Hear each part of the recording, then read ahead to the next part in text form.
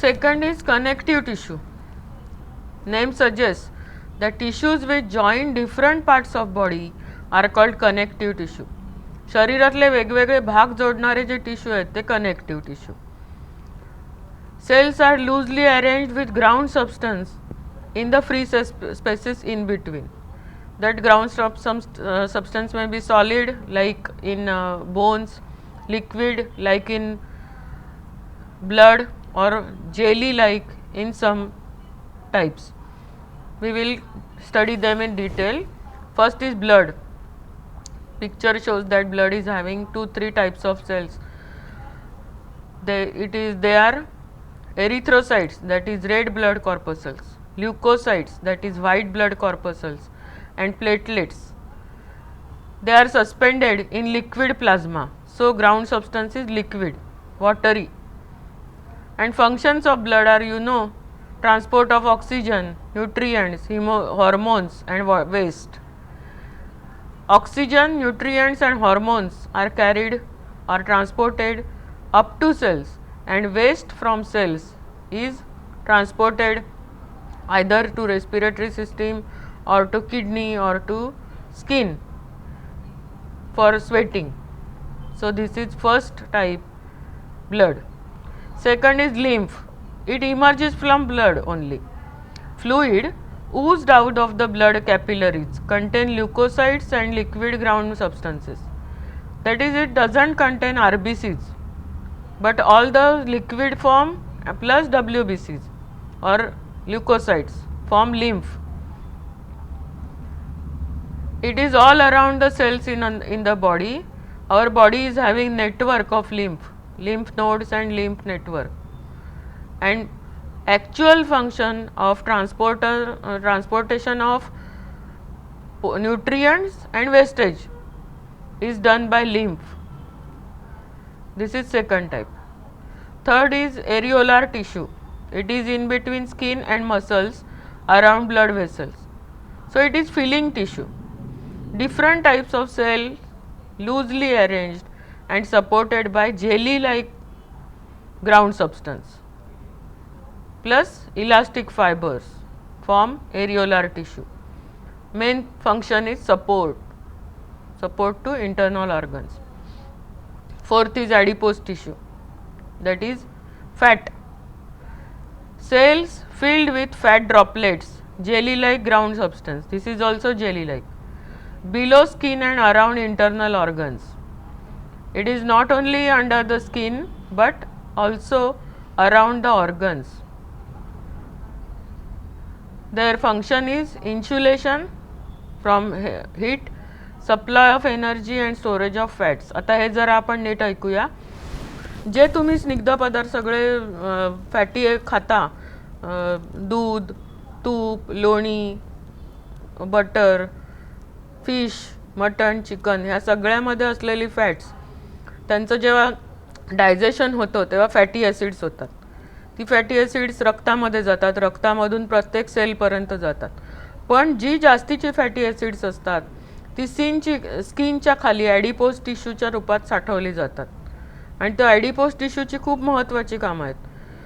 तुम्ही ऐकलं असेल की आपण गरम रक्ताचे, उष्ण रक्ताचे प्राणी आहोत. म्हणजे काय, आपलं रक्त गरम नसतं.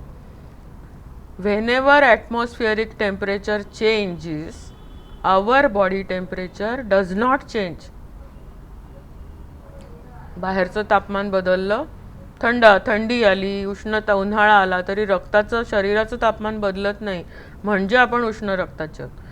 हे घडवण्याचं काम करतो ॲडिपोज टिश्यू, कारण तो बाहेरच्या उष्णतेला शरीराच्या आतपर्यंत जाऊ देत नाही. Second function is supply of energy.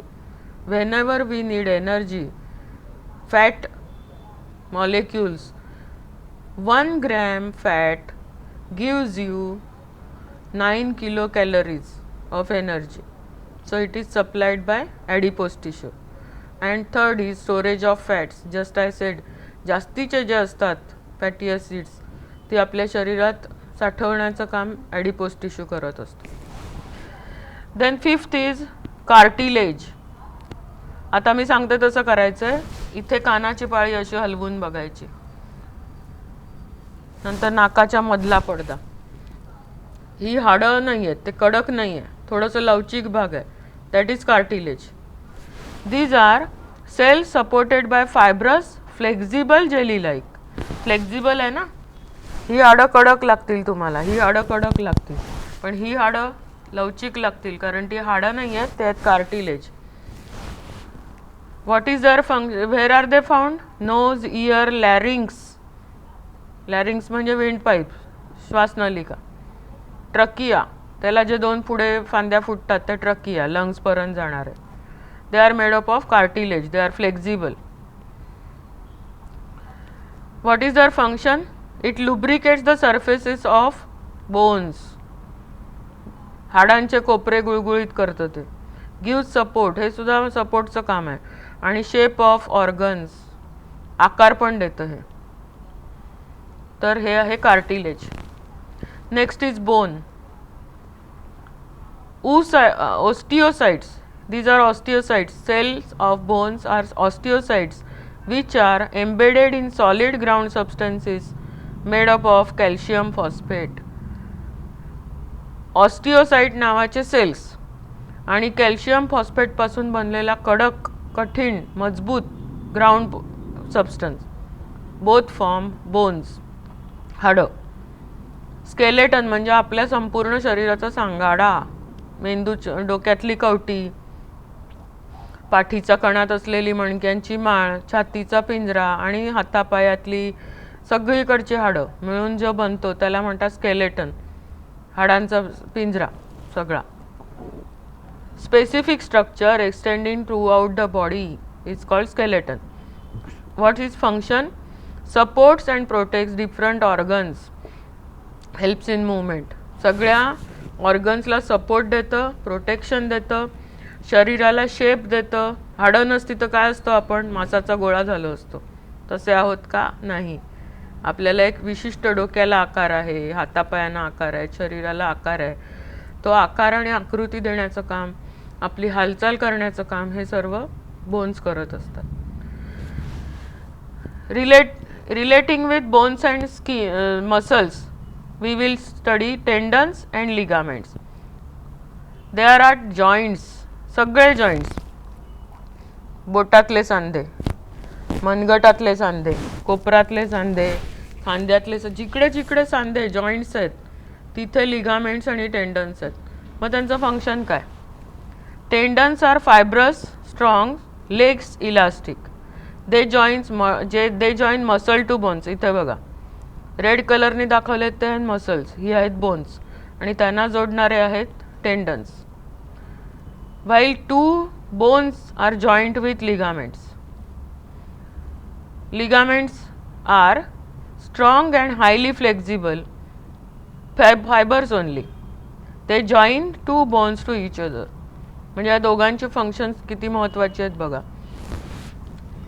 मसल्सना हाडांना जोडायचं आणि दोन हाडं एकमेकांना जोडायची. हे जे दोरे डोळ्यासमोर आणा, पण ते लवचिक आहेत, खूप मजबूत आहेत, ते आहेत tendons and ligaments.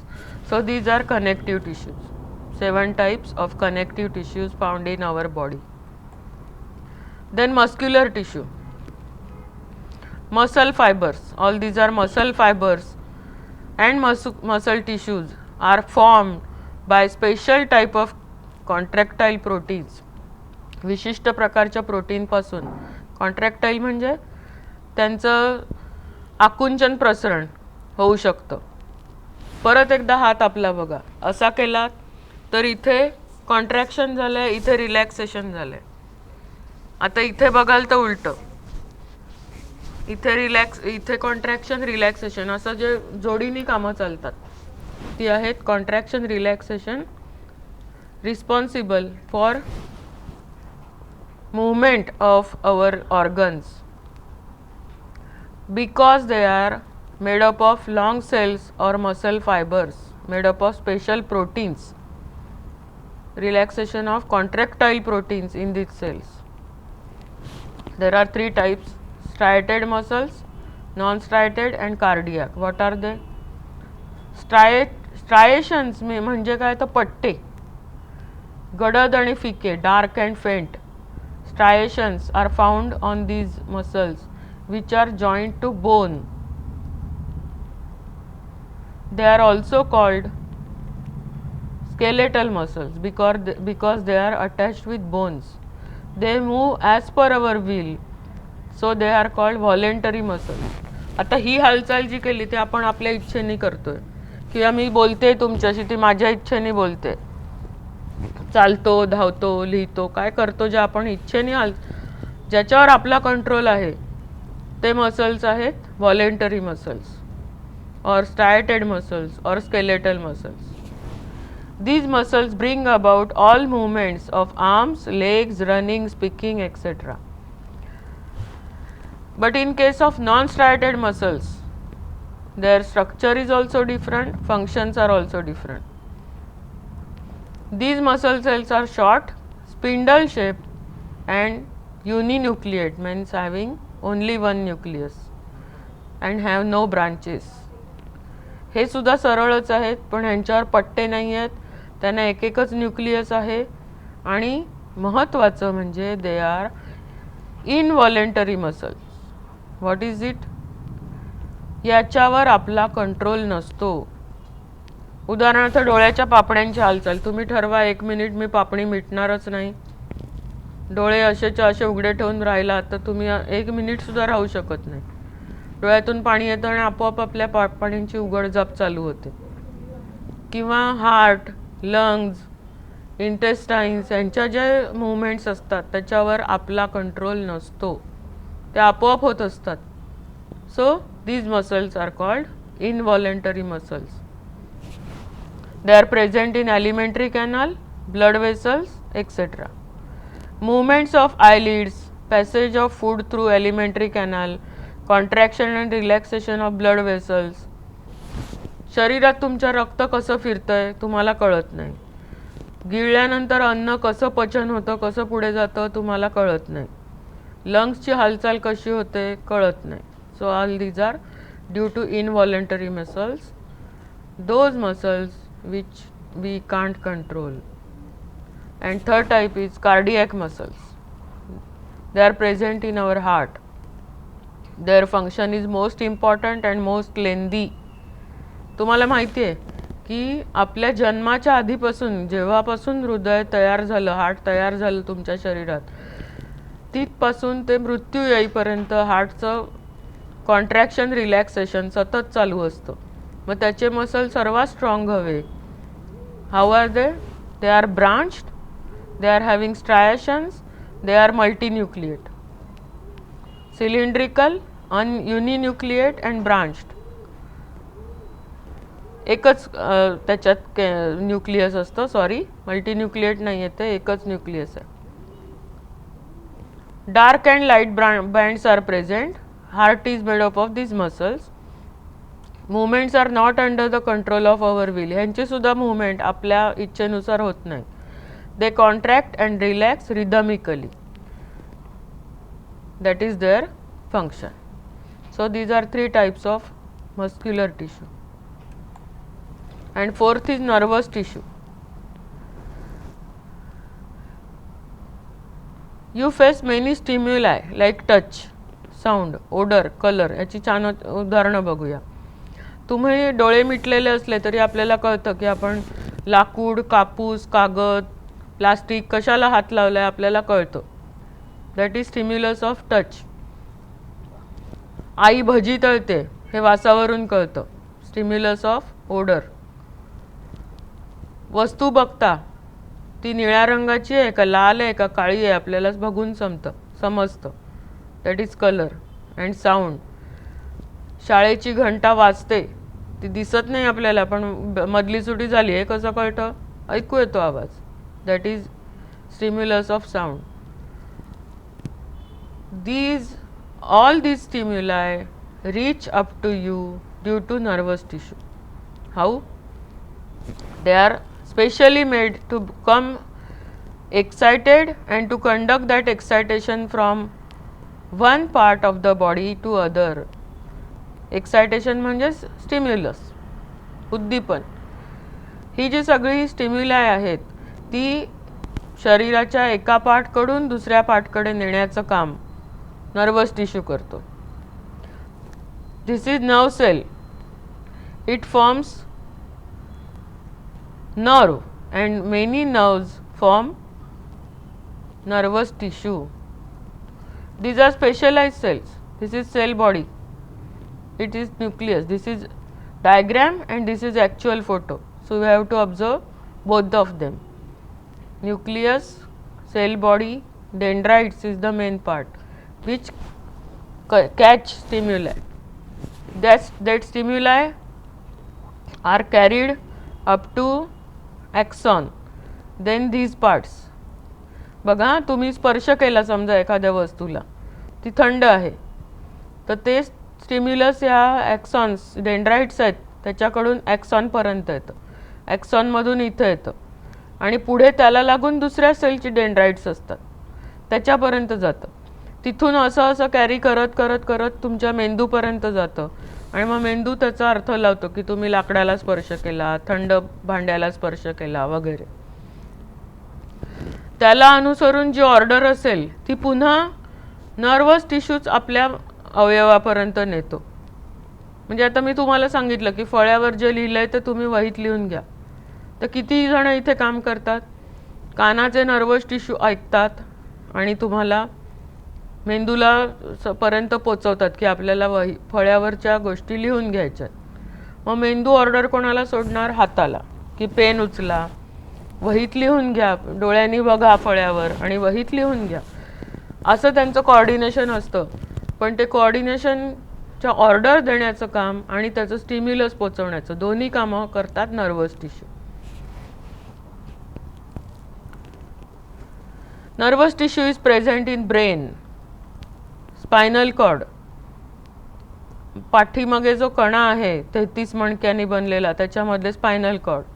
Network of nerves spread all throughout the body.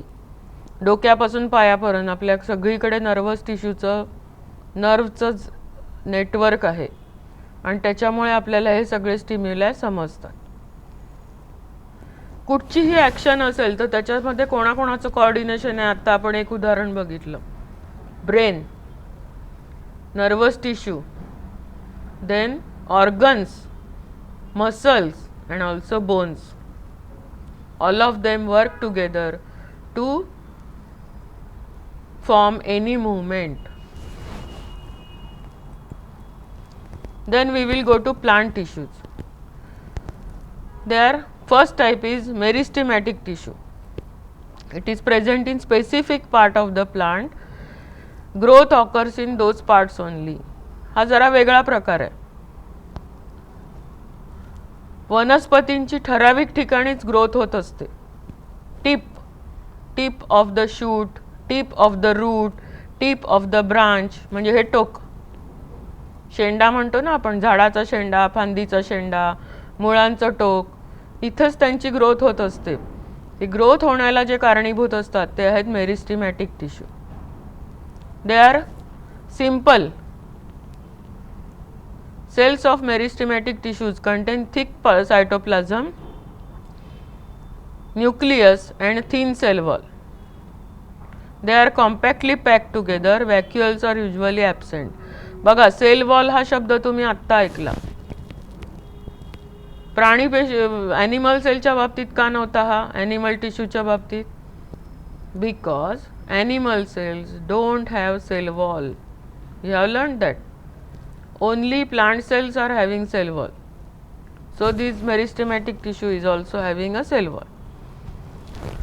According to location, there are three types are apical meristem, that is at the tip of root and stem. It increases length of the root and stem. लांबी उंची वाढवण्याचं काम, मुळांची लांबी वाढवायची, झाडाची उंची वाढवायची, हे काम याचं आहे apical meristem. Then is intercalary meristem at the base of petiole of leaves and branches. जिथे फांद्यांचा तळ असतो किंवा पानांचे पिटिओल म्हणजे देठ जिकडे सुरू होतो तिकडे असतो intercalary meristem. So its function is growth of branches, formation of leaves and flowers. महत्त्वाचं आहे याचं. इंटरकॅलरी मेरिस्टेम काम करत असेल तर त्या झाडाला जास्त फांद्या, म्हणजे जिथे फांदी येणार तिकडे इंटरकॅलरी मेरिस्टेम आहे. फांदीवर जिकडे पानं येणार तिकडे इंटरकॅलरी मेरिस्टेम आहे. फुलं येणार तिथे इंटरकॅलरी मेरिस्टेम आहे. Then third type is lateral meristem. That is it is present at sides of stem. It increases girth म्हणजे डायमीटर, घेर म्हणतो ना आपण. झाडाची उंची वाढते ती एक वाढ, फांद्यांची संख्या वाढते ती दुसरी वाढ, आणि तिसरी वाढ असते झाडांचा घेर वाढतो. रोपटी असतात त्यांची खोडं अगदी अरुंद असतात. झुडपं किंवा श्रब्स असतात त्यांची जरा जास्त मोठी असतात. पण जे मोठी ट्रीज, वृक्ष आपण म्हणतो त्यांचे घेर डोळ्यासमोर आणा. वड, पिंपळ, चिंच, आंबा यांचे घेर खोडांचे जे भरपूर मोठे असतात ते असतात lateral मेरिस्टेममुळे. These cells are also highly active. Meristematic tissue is highly active. It divides again and again to perform the function of growth of tree. To bring about plant growth is the main function of meristematic tissue. आता हे मेरिस्टेमॅटिक टिश्यूचं परत एकदा तेच उदाहरण बघूया.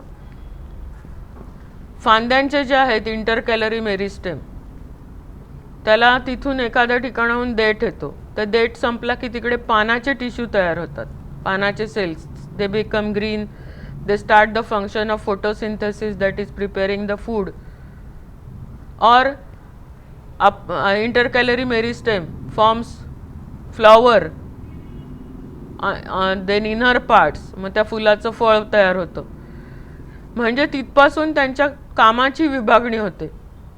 काही पेशींना पानं तयार करण्याचं आणि अन्न बनवण्याचं काम दिलं जातं. काही सेल्सना फुलातले वेगवेगळे parts, androecium, gynoecium, ovary, pollen grains, हे सगळे पार्ट्स बनवण्याचं काम दिलं जातं.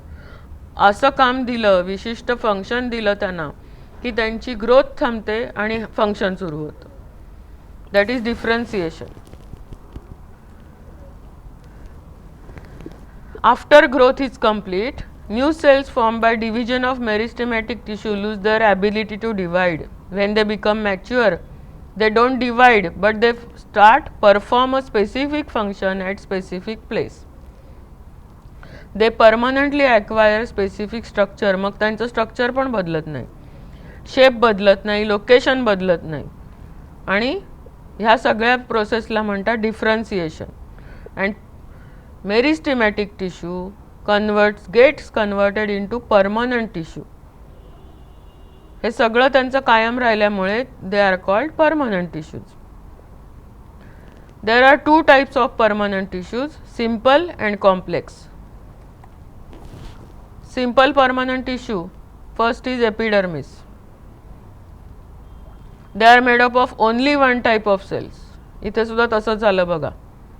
जशी आपण ॲनिमल टिश्यूजमध्ये बघितलं होतं एपिथेलियल सेल्स, तर इथे आहे epidermis. Entire outer surface of a plant is made up of only one layer of cells, that is epidermis. That layer is called epidermis. Cells of epidermis are flat and no intercellular spaces. Their single continuous layer is formed. यांच्यामध्ये flat असतात हे cells आणि intercellular space म्हणजे जागा, मोकळी जागा अजिबात नसते. त्याच्यामुळे एक continuous layer without any gaps is formed. Stem आणि लीव्ज ह्याचा जो एपिडर्मिस आहे त्याच्यावर अजून एक वॅक्सी लेयर, मेणाचा सारखा थर असतो, that is called cuticle. It prevents water from going out, so it retains water. तुम्ही शिकता की मुळांचं फंक्शन काय, मातीतलं पाणी शोषून घ्यायचं, ॲब्झॉर्ब करायचं, ते खोडांना पाठवायचं, मग खोडाकडून ते फांद्या, फुलं, फळं ह्या सगळ्यांना जातं. बोलायला खूप सोपं आहे, पण एखाद्या प्लांटसाठी ते खूप टिडियस वर्क आहे. It requires energy. सो अशा पद्धतीने जे पाणी ॲब्झॉर्ब केलं आहे ते टिकवून ठेवणं तर झाडाचं काम आहे. सो क्युटिकल ॲव्हॉइड्स ट्रान्सपिरेशन, बाहेर पाणी निघून जाण्याच्या क्रियेला थोडंसं रोखलं जातं आणि पाणी झाडाच्या शरीरात ठेवलं जातं. थोडक्यात लक्षात काय ठेवायचं, क्युटिकलमुळे झाड सुकत नाही. झाड कोमेजतं म्हणतो ना आपण, पानं कोमेजली झाड सुकलं, तसं होत नाही. क्युटिकलमुळे पाणी झाडाच्या शरीरातच ठेवलं जातं. Simple permanent tissues are of 3 types: parenchyma, collenchyma, स्क्लेरेन्कायमा.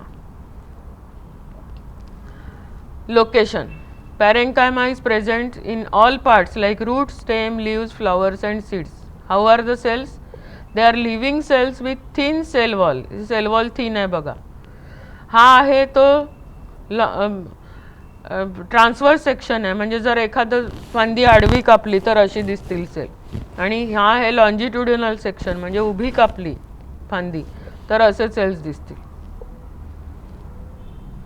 They are living cells with thin cell wall and intercellular spaces मध्ये जागा असतात. They support the tree, storage of food and filling vacant spaces. रिकाम्या जागा असतील झाडामध्ये तर तिकडे भरण्यासाठी जे येतात ते पॅरेन्कायमा. There are 2 subtypes. The cells parenchyma in leaves are called chlorenchyma as they contain chlorophyll. They are green. And specialized cells, erenchyma, present in aquatic plants like lotus and others. तुम्ही बघितलं असेल पाण्यातली जी झाडं असतात त्यांची पानं, खोडं, फुलं कमळासारखी ही तरंगतात पाण्यावर. तुम्ही जर दुसऱ्या कुठच्या झाडाची फांदी टाकली तर बुडेल, पान टाकलं तर थोडा वेळ तरंगेल मग बुडेल. पण ह्या झाडांचं कमळ किंवा जी पाण्यातच वाढतात त्यांच्या बाबतीत ते तरंगतात. कशामुळे? तर त्यांच्यामध्ये असतात एरेन्कायमा. दे आर इन्फ्लेटेड, म्हणजे फुगलेले सेल्स असतात की ज्यांच्यामध्ये हवा असते आणि त्या हवेमुळे ते हलके होऊन तरंगतात पाण्यावर. So these are sub types of parenchyma. Next is collenchyma. बघा इथे थिन सेल वॉल आहे, इकडे थोडीशी थिक झाली आहे. Elongated living cells with thickened cell wall at corners. Corner फक्त ह्याचे बघा इकडे. सेल्युलोज आणि पेक्टिन या 2 पदार्थांमुळे यांचे कॉर्नर्स थिक होतात, पण बाकी थिन आहे. व्हॅक्युअल्स, they are having व्हॅक्युअल्स. At the base of leaf of petiole, पानाचा देठ असतो त्याच्या बेसला. ब्रांचेसचा बेस आणि स्टेमचा बेस, ह्याच्या 3 ठिकाणी हे आढळतात. they give flexibility. They are having 2 functions: support the tree and flexibility to various parts. पान हलू शकतं, फांद्या हलू शकतात, ती फ्लेक्झिबिलिटी येते त्यांना, ती ह्या कोलेन्कायमामुळे. आणि ह्याच्या उलट कठीणपणा, स्टर्डी जे होतात ते स्क्लेरेन्कायमामुळे. How are they? They are dead and fibrous cells. These are fibers with tapering ends. हे मोठी टोकं आहेत बघा ह्याला. याची सेल वॉल लिग्निन नावाच्या कठीण पदार्थांनी बनलेली आहे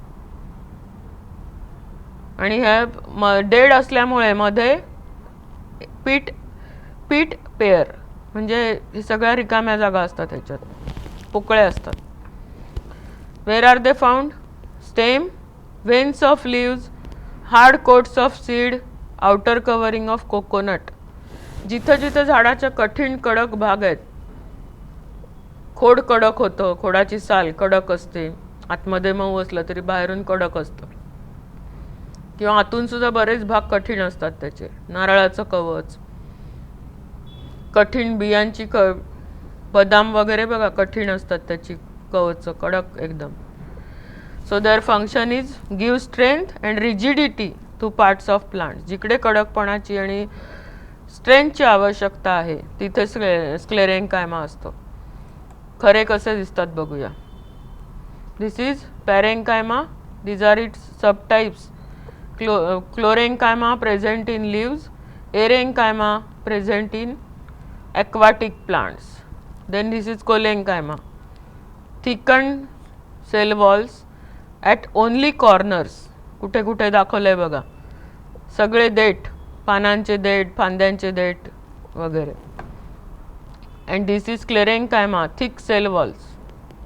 Here you can see thick cell walls due to lignin, and they are found where plant parts are hard. So these were types of simple permanent tissue. Then next is complex permanent tissue. आधीच्या ह्याच्यात बघितले ते सगळे sale सारखे होते. परत एकदा बघूया पाहिजे तर. इथे तुम्ही बघितले तर सगळे सेल सारखे आहेत, एकासारखे एक आहेत. So this is simple tissue. But here xylem and phloem, they contain 4 types of cell in single tissue. So they are complex permanent tissue. What are these 4 types? Tracheids, vessels, xylem fibers, these are dead cells, and xylem parenchyma, which is supportive, that is living cell. So xylem is made up of 4 types of cells: tracheids, vessels, xylem fibers, and dead cells. They are thick walled dead cells, fibers or pipes. Structure like interconnected tubes conduct water and minerals only in upward direction. खालून वर, मुळापासून खोडापर्यंत एका खालून वर एकाच दिशेने यांचा पाण्याचा प्रवास करू शकतात ते. Xylem, they are the tubes which carry water, while phloem are the tubes which carry food material prepared by leaves. They carry food to branches, stem and root. They are also made up of 4 types of cells. They are sieve tubes, companion cells, phloem parenchyma. All these are 3 types living cells, and only one dead cell present in phloem is phloem fibers. They are like tubes joined to each other, conduct sugar and amino acid from leaves to various parts in upward and downward both directions. We will see the GIF. See this is function of xylem. Roots absorb water and as xylem carry them in upward direction where there is pool. Water pool म्हणजे जिकडे पाण्याची ओढ आहे, पानांमध्ये, खोडामध्ये जिकडे पाण्याची गरज आहे तिकडे हे खेचलं जातं. So it travels to each and every part of the plant. Water travels to each and every part of the plant through xylem. Oppositely phloem. पानं अन्न तयार करतात ते बघा, फ्लोएमच्या मार्फत फांद्या, मग खोड, मग मूळ, जिकडे पाहिजे तिकडे जातं. So these are xylems, these are phloems. Here you can see 4 types of xylem, 4 types of phloem: sieve tubes, sieve plates, companion cells, xylem parenchyma, then xylem tubes, etc. These are present in the stem. After this we are going to study what is biotechnology. माणसाच्या लक्षात आलं की काही आपल्या शरीरातले cells कुठच्याही living ऑर्गॅनिझमचे, मग ते झाड असो का प्राणी असो, काही सेल्स टोटिपोटंट आहेत. म्हणजे एकाच सेलपासून तर ज्या सेलला प्रॉपर एन्व्हायरमेंट, न्यूट्रिएंट्स दिले तर whole organism can grow from these cells. एका सेलपासून पूर्ण ऑर्गॅनिझम तयार करता येतं, पूर्ण झाड, पूर्ण प्राणी. असंच नाही तर त्याच्यात जेनेटिक चेंजेस पण घडवून आणता येतात. That branch of science is biotechnology. what are the factors it deals with? The techniques of bringing about improvements in living organisms. माणसाने आपल्यासाठी काही वनस्पती, काही प्राणी, काही प्लांट्स आणि काही ॲनिमल्स यांच्या genetic artificial genetic changes by hybridization of welfare human beings, आपल्या कल्याणासाठी, मानवी कल्याणासाठी hybridization of plants and animals, hybridize plants असे घडवले जेनेटिक चेंज करून की ज्याचा आपल्याला फायदा होईल. Are together called, this technique is called biotechnology. These are its branches: genetic engineering, see this, bioengineering, genetic engineering, biomedicine, cell engineering. All are, these are two main branches, and tissue culture. त्याचे उपयोग कुठे आहेत? Production of cash crops, improvement in varieties, त्याच्यासुद्धा वेगवेगळ्या varieties तयार करायची पिकांच्या. Increase in ability of plants to withstand environmental stresses that we are going to study in detail. Vaccine production, माणसं आणि प्राण्यांच्यासाठी जे वॅक्सिन्स असतात वेगवेगळे रोग होऊ नये म्हणून. आता तुम्ही पेपरला वाचता पल्स पोलिओ, त्याची जाहिरात येते, टी व्हीवर येते. वॅक्सिनेशन, किंवा बाळ जेव्हा हॉस्पिटलमधून घरी येतं तेव्हा त्याच्याबरोबर एक चार्ट दिला जातो की याला परत कधी कधी आणा वॅक्सिन देण्यासाठी. तुम्ही स्वतः पण अशी वॅक्सिन्स वयाच्या 5व्या वर्षापर्यंत घेतली असतील. पोलिओचे थेंब तोंडात टाकतात, हातावर पायावर वेगवेगळे इंजेक्शन्स देतात. All these are vaccines which protect us from many diseases. You are going to study them in detail in 10th standard. Early diagnosis of congenital diseases, जन्म व्हायच्या आधीच जर जेनेटिक डिसीजेस असतील तर ते ओळखता येतात. ऑर्गन ट्रान्सप्लांट, अवयव एखादा खराब झाला तर मृत व्यक्तीचा अवयव वापरता येतो. Cancer research, production of artificial skin, cartilage etcetera in laboratories. Skin भाजल्यामुळे किंवा एखाद्या ॲक्सिडेंटमुळे कार्टिलेज खराब झालं तर त्याच व्यक्तीच्या सेल्सपासून ते आर्टिफिशियली तयार करून त्याला वापरता येतात. So these are many uses of biotechnology. How does it start? It started from Frederick Campion Steward. काय केलं त्यांनी? गाजर दिसतं तुम्हाला? गाजरातल्या पेशी वेगळ्या, सेल्स वेगळे काढले, टिश्यू वेगळे काढले. सेल क्लस्टर ऑन न्यूट्रियंट अगार. अगार म्हणजे जेलीसारखा असतो पदार्थ की ज्याच्यात न्यूट्रियंट्स, हॉर्मोन्स असं घातलेलं असतं त्यांना वाढ होण्यासाठी. Then this is cells in suspension. This is liquid where this cells are separated. Due to nutrients and hormones and other substances this cell started dividing and they formed embryo. Embryo gets converted into plantlets. Young plants grow on agar, and young plants which develop into mature carrot plant. इथे एका single sale पासून हळूहळू पूर्ण plant बनलं. This was the experiment carried out by Frederick Campion Stewart. He had shown that cells in the and tissues can be grown ex vivo. Ex vivo चा अर्थ शरीराच्या बाहेर. एक्स म्हणजे बाहेर, शरीराच्या बाहेर, लॅबोरेटरीमध्ये. एका सेलपासून टिश्यू किंवा ऑर्गन किंवा ऑर्गॅनिझम पूर्ण बनवता येतं हे त्यांनी या कॅरेटच्या प्रयोगावरून सिद्ध केलं. टू प्रूव्ह दिस, हे आयसोलेटेड, हे आता हाच प्रयोग सगळा. He also proved that each cell has the ability to produce a new plant. ह्याच्यातून त्याने काय सिद्ध केलं? कॅरेटच्या एका सेलपासून कॅरेटचं पूर्ण प्लांट तयार केलं. So this was base of और बिगिनिंग ऑफ बायोटेक्नॉलॉजी और tissue culture, mainly tissue culture. Here also you can see scrapings, tissue sample scrap from parent plant. पिटिओलचे सेल स्क्रॅप केले. ते स्क्रॅप सेल्स कशात घातले? अगार medium containing nutrients and auxins. Auxins are hormones, growth hormones.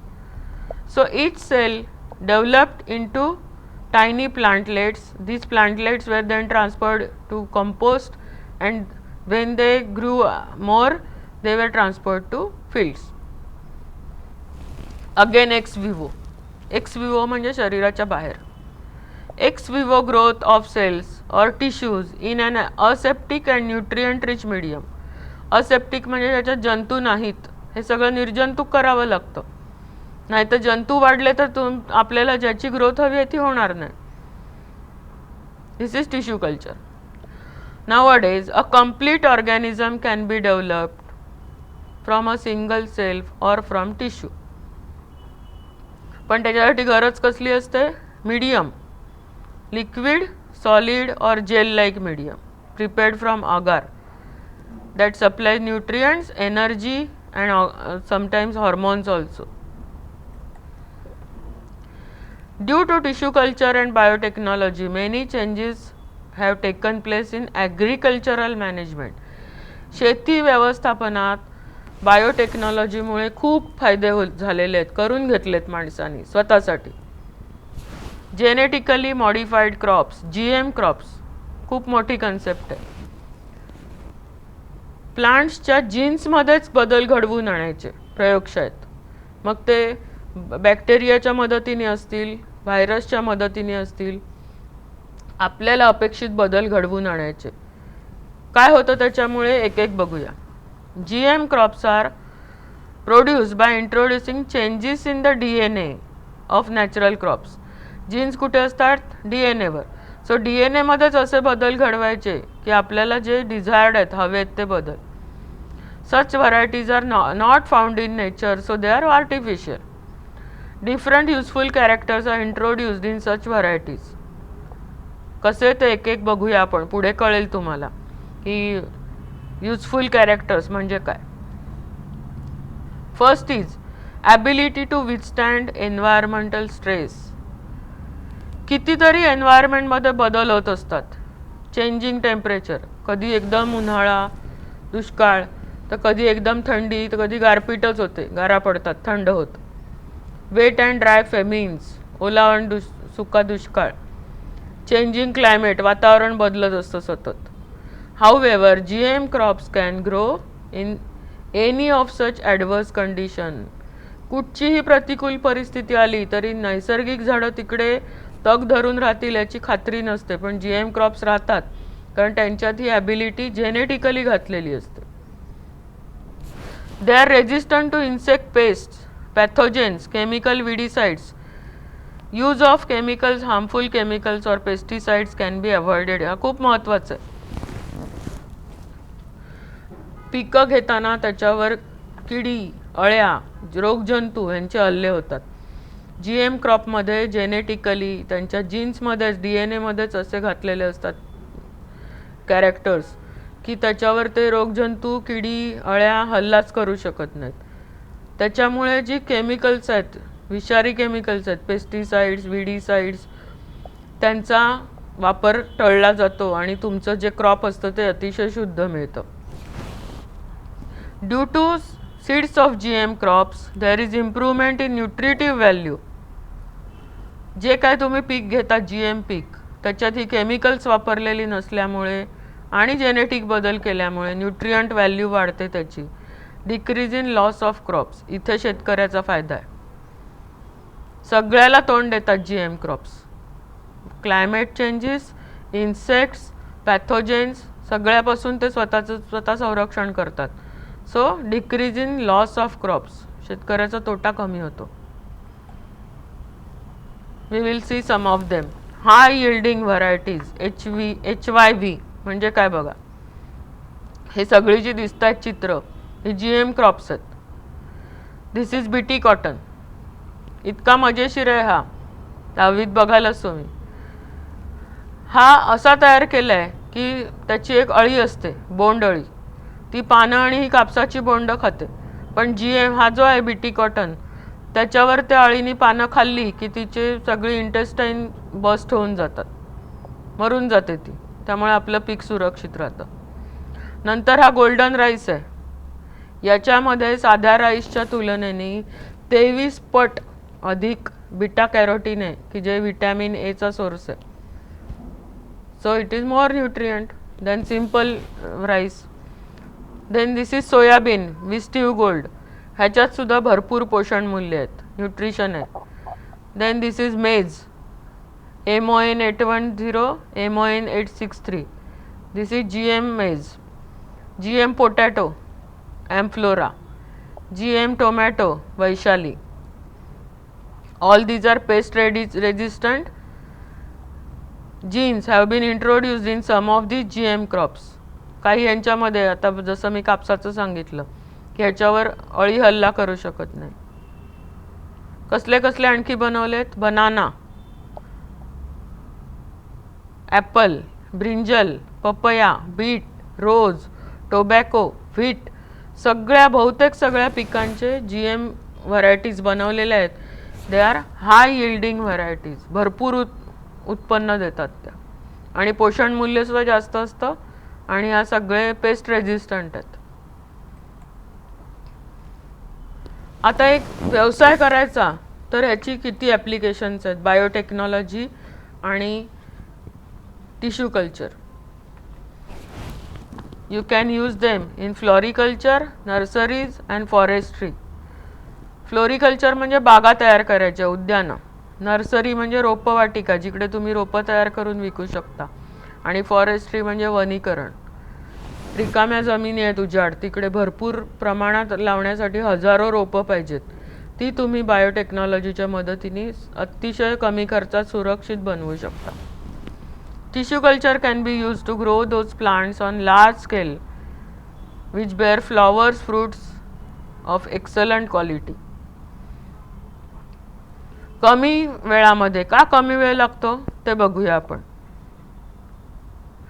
In bioreactor, हे सगळं bioreactor दिसतोय तुम्हाला. पहिला 1, 2, 3 कशा स्टेप्स आहेत बघा. इथं बायोरिएक्टरमध्ये पुन्हा टिश्यू कल्चर म्हणजे अगदी छोट्या टिश्यूपासून अख्खं झाड बनवलं.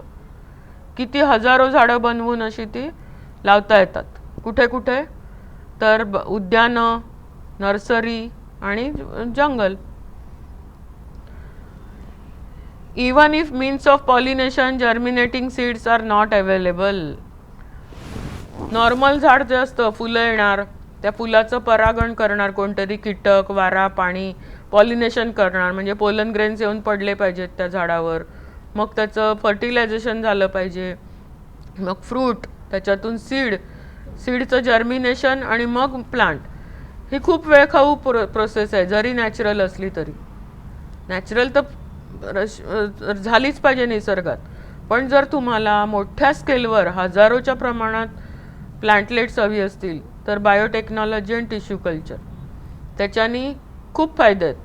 लवकर होतात, चांगल्या प्रतीचे होतात, पेस्ट रेजिस्टंट होतात.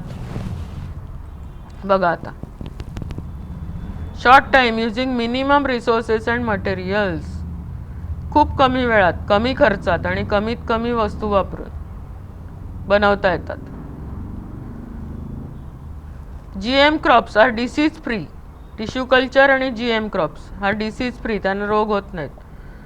Plantlets produce by tissue culture of the meristem are virus free. मेरिस्टेमचे जे प्रकार बघितले ना आपण, अपायकल मेरिस्टेम आणि 2 प्रकार, त्याच्यापासून जर टिश्यू कल्चर केलं तर त्याच्यावर व्हायरस हल्ला करू शकत नाही. ते व्हायरल डिसीजेस त्यांना होत नाहीत त्या झाडांना. हायब्रिडायझेशन जर आपण करून आणलं तर ती नवीन जी प्रजाती किंवा नवीन स्पेशीज तयार होते ती पूर्ण मोठ्या झाडात रूपांतर होईल, तिथपर्यंत व्यवस्थित वाढेल ह्याची गॅरंटी नसते. But embryos produce by tissue culture techniques are always complete their growth. They are feasible to complete their growth. पूर्ण वाढ होते त्यांची. हा एक अतिशय महत्त्वाचा मुद्दा 8वा. रेअर अँड एंडेजर्ड प्लांट्स, की त्यांची संख्या कमी होत चालली आहे पृथ्वीवरून. एक दिवस असा येईल की हे झाड होतं भारतात असं म्हणावं लागेल. उदाहरणार्थ चंदनाची झाडं इतकी त्यांची तोड झाली की त्याला शेवटी देशाने संरक्षण दिले. तुमच्या आवारात तुमचं स्वतःचं जरी चंदनाचं झाड असेल तरी ते देशाची संपत्ती आहे. त्याला तुम्ही हात लावू शकत नाही, ते मूळ तोडू शकत नाही, कापू शकत नाही. So sandalwood is a plant which is endangered. धोक्यात आलेलं आहे. अशा धोक्यात आलेल्या झाडांच्या टिश्यू कल्चरच्या मदतीने भरपूर प्रती तयार करून तुम्ही ते स्पीशीज वाचवू शकता. आणि त्यांचं पृथ्वीवरचं अस्तित्व कायम ठेवू शकता. This is the most useful benefit of biotechnology. Various parts and seeds of such plants can be preserved by tissue culture and those varieties can be protected. ते खूप दिवस प्रिझर्व पण करता येतं. ह्या वर्षी थोडी झाडं लावली, नंतर थोडी लावली, नंतर थोडी लावली आणि एकंदर त्यांची स्पेशीज सुरक्षित ठेवली पृथ्वीवर. हे सुद्धा टिश्यू कल्चरच्या मदतीने शक्य झाले. So these are benefits of tissue culture, 8 benefits. Now we will see some businesses concerned with or connected to biotechnology. First is agritourism. What is this? If sufficient land is available, emerging field of agritourism would be a good business. सुट्टी पडली की आपण पिकनिकला जायला ठिकाण शोधतो. गर्दीच्या ठिकाणी जातो का शहरात? काय हवं असतं? हिरवगार आहे, शांतता आहे, भरपूर झाडं आहेत, तिकडे फळं आहेत, तिकडचीच भाजी आहे. अशा ठिकाणी टुरिस्ट अट्रॅक्ट होतात. आणि ॲग्रिकल्चर आणि टुरिझम ह्यांचा मिलाप घडवून आणणारं ते ॲग्री टुरिझम. काय काय असतं तिकडे? Special by growing some special plants a fully self sufficient agri tourism can be developed. तिकडे फळांची झाडं असतील. इथे हे चित्र बघत राहा. Mango, chikoo, guava, coconut, custard apple, regional fruit trees. Shade giving दिसतं इथे, सावलीची झाडं. लोकल और एक्झॉटिक म्हणजे स्थानिक तिकडची किंवा विदेशी झाडं की जी छान शोभेची झाडं पण आहेत आणि सावली पण देतात. ऑर्नामेंटल अँड फ्लॉवरिंग प्लांट, शोभेची झाडं इथे दिसतात बघा, फुलझाडं आणि शोभेची झाडं. बटरफ्लाय गार्डन, अशी झाडं लावायची एखाद्या शेतामध्ये की जिकडे फुलपाखरांना आवडतं, ती तिकडे येतात त्यांचा मध वगैरे प्यायला. मग फुलपाखरं असणं हे दिसायला सुद्धा छान, आणि जेवढी फुलपाखरं आणि पतंग जास्त येतील तेवढं पॉलिनेशन जास्त होतं आणि संख्या वाढते झाडांची, बियांची. Medicinal and condiments plant garden, औषधी आणि मसाल्याच्या पदार्थ देणाऱ्या वनस्पती. Organic vegetables and fruits, they are prepared without any chemical fertiliser और pesticide etcetera. That is organic. तिकडे लोक अट्रॅक्ट होतात, तो एक बिझनेस. आणि तुम्ही काय काय विकू शकता? रोपटी, fruits, vegetables, extracts of medicinal plants and condiments. Selling of these materials at such places can be quite profitable. आता आमच्या भागात डहाणूला चिकू होतात, तर पहिल्यांदा फक्त चिकू विकले जायचे. पण आता तिकडचे शेतकरी एवढे प्रगत झालेत की त्या चिकूपासून बर्फी, मिठाई, आईस्क्रीम, कॅन्डी, लोणचं, सरबत काही करायचं शिल्लक ठेवत नाहीत. So it has become a profitable business for them. तसंच कोकणामध्ये आंब्यावर खूप प्रक्रिया केल्या जातात आणि त्याचे अनेक पदार्थ करून ते तिथल्या तिथे विकायचे. This is also agri tourism.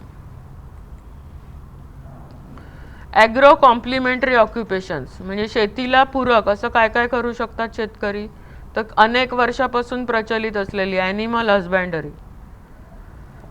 And it is practised for milk production and for using cattle as a help in farming operations. Tractors वगैरे प्रत्येकाच्या घरी नाही आहेत.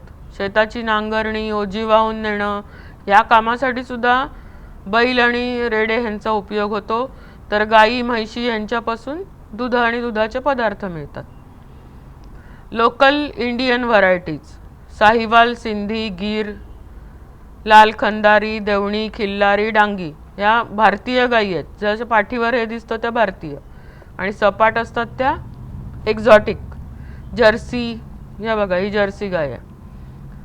ब्राऊन स्विस, होल्स्टीन ह्या सगळ्या एक्झॉटिक व्हरायटीज आहेत. पण नुसतं ॲनिमल हजबंडरी करायची नाही, तर त्यांची केअर कशी घ्यायची? माणसांसारखीच त्यांना सुद्धा बॅलन्स डाएट हवं. Include fibre rich course food fodder and sufficient water. त्यांना फायबरयुक्त अन्न द्यायचं, चारा द्यायचा, स्वच्छ पाणी द्यायचं. Cattle shed with roof, it must be clean, dry, proper ventilation, हवा पाहिजे. जर तुमचं कॅटल निरोगी राहिलं तरच दूध आणि दुधाचे प्रॉडक्ट चांगले मिळणार. आणि दुसरं महत्त्वाचं बघायला गेलं तर आपण त्यांना डांबून ठेवलंय, पकडून ठेवलंय आपल्या फायद्यासाठी. So we must also take care of them by providing them good ventilation, water, food, vaccination also and medicine. त्यांना पण बरं नसतं, त्यांच्यासाठी डॉक्टर्स असतात, वॅक्सिनेशन असतं, ते सर्व वेळोवेळी केलं पाहिजे. Then only you can conduct a good animal husbandry. Second is poultry farming, that is rearing of egg and meat yielding chickens. कशासाठी पाळतात कोंबड्या? अंडी आणि मांस दोन्हीसाठी. त्यांच्या सुद्धा न्यू हायब्रिड व्हरायटीज कशा तयार केल्या आहेत की असील सारखी इंडियन कोंबडी आणि लेघॉन सारखी एक्झॉटिक म्हणजे विदेशी कोंबडी ह्यांच्यापासून हायब्रिड करून कोंबड्या का बनवतात? To produce good quality chickens, छोटी छोटी पिल्लं मोठ्या प्रमाणात. To develop the ability to withstand higher temperature. इथे सुद्धा वनस्पतींसारखंच आहे, प्लांटसारखंच.